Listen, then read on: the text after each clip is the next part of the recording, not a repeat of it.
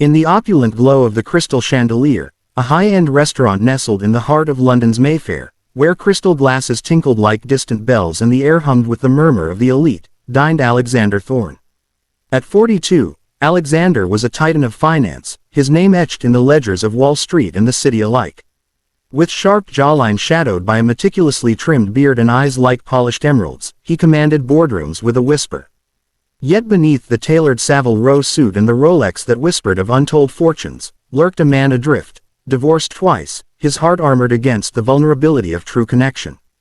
That evening, fresh from a grueling merger in New York, Alexander sought solace in solitude, a rare steak and a vintage Bordeaux his only companions. The waitstaff glided like shadows, but his gaze snagged on one, Evelyn Harper. 29, with auburn waves cascading like autumn leaves over her shoulders and sapphire eyes that held the depth of forgotten seas, Evelyn moved with a quiet grace born of necessity. Hailing from a quaint Cornish village, she had fled the salt-kissed cliffs after her father's fishing boat vanished in a storm, leaving her to support a frail mother battling dementia in a crumbling seaside cottage. English was her mother tongue, but life had taught her the poetry of resilience. "Good evening, sir," Evelyn said, her voice a soft melody as she approached with the leather-bound menu. "What may I recommend tonight?" Alexander, buoyed by his third glass of wine, felt a mischievous spark. The transatlantic flight had left him homesick for the banter of Manhattan bars, where flirtation was currency. Leaning back, he flashed a roguish grin, his voice laced with playful challenge. "I'll give you $1,000 if you serve me in English," he quipped, the words tumbling out in flawless American English, loud enough to draw chuckles from the adjacent table of bankers. He meant it as a jest, a nod to the crisp British accents around him, a way to pierce the evening's monotony. "Come on, love, dazzle me with your queen's tongue." The room hushed for a heartbeat.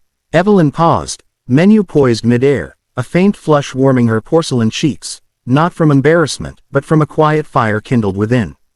She lowered the menu slowly, meeting his gaze not with deference, but with the steady resolve of someone who had stared down tempests. In that moment, her eyes transformed from serene pools to swirling oceans, and when she spoke, her English, pure, lyrical, laced with the lilt of Cornish shores, flowed like a sonnet. "Very well, sir," she replied, her accent wrapping around the words like mist over moors. "But let's elevate this beyond a wager. $1,000. It's a trifle in your world, perhaps, but in mine, it's a lifeline. You see, I was born where the sea whispers secrets to the cliffs, and English isn't just words, it's the bridge I built from dreams to survival.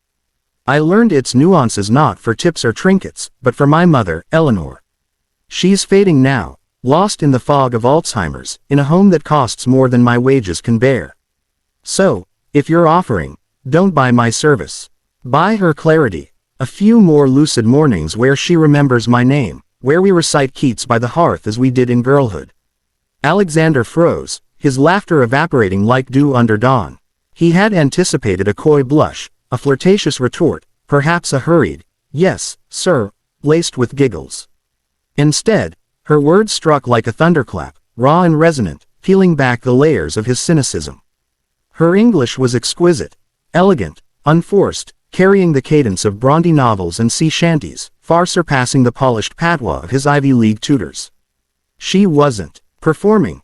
She was unveiling a soul forged in quiet battles. You speak it like poetry," he murmured, switching seamlessly to English himself, his emerald eyes widening in genuine awe. "I was only jesting. Why didn't you mention it sooner?" Evelyn's lips curved into a smile. Not the practiced one of service, but a genuine bloom, radiant as Cornish wildflowers. "Because jests like yours, sir, often mask a deeper thirst, for connection, not conquest. I see it in your eyes, the weight of empires built on solitude. Order as you will, I'll attend in any tongue. But heed this, $1,000 mends a roof, but it can't mend a heart adrift."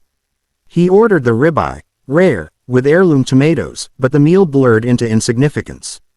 As Evelyn navigated the floor, her words echoed in his mind, stirring dormant embers. Who was this woman, turning a quip into a revelation? By dessert, a creme brulee he barely tasted, curiosity had morphed into compulsion. "Join me for a moment," he asked as the room thinned, sliding a crisp envelope across the table, exactly $1,000, as promised. Your English, it's humbled mine. And your story, Eleanor's, it's more than I bargained for. Tell me more. Let me help, if you'll allow. Evelyn accepted the envelope with poise, her fingers brushing his like a fleeting wave. Her name is Eleanor Harper, once a schoolteacher who wove worlds from words. Father gone to the deep, I became her anchor. Nights after shifts, I pore over medical journals in English, seeking trials abroad. Thank you, Mr. Thorne, but call me Evelyn. No, Miss, between truths. They talked until the chandeliers dimmed. Alexander confessed his voids.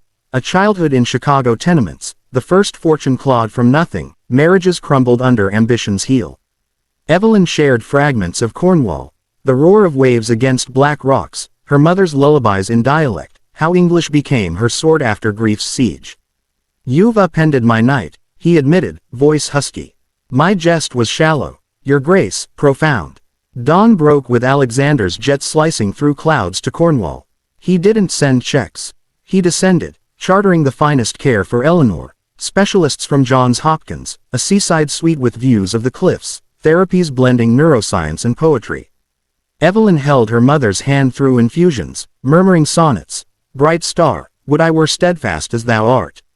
And in stolen moments, Alexander appeared, not as savior, but suitor, bringing wild heather, volumes of Shelley, and his unvarnished self.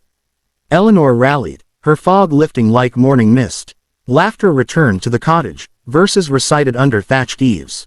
Alexander and Evelyn wandered the beaches, his hand in hers, teaching him the tide's rhythm, her the art of surrender. Their first kiss tasted of salt and starlight, under a moon that silvered the waves. You changed everything, Evelyn, he whispered, forehead to hers. Your words weren't just English, they were a map to my soul. And your jest, Alexander, she replied, eyes shimmering, became our bridge. A year on, in the crystal chandelier, now their haven, Alexander knelt amid flickering candles, a ring glinting like sea glass. Marry me, he asked in English, then Cornish, pimps Y&S Cath. Yes, she breathed. London buzzed of the financier's whirlwind romance with the waitress, but the truth ran deeper. Words can wound or heal, jests ignite fates. Alexander founded a foundation for dementia care, naming it for Eleanor. Evelyn became his equal, not in ledgers, but in legacy. And each night, they read aloud, English verses mingling with Cornish whispers, of stars, storms, and the power of one honest reply to rewrite destinies. Thank you for watching this story till the end. Sparkles. If it touched your heart, please support us. Thumbs up, give it a like. Speech balloon, share your thoughts in the comments. Bell, subscribe to our channel and turn on notifications. Your support helps us create more stories that inspire and make you believe in miracles. Your participation means a lot to us. Heart.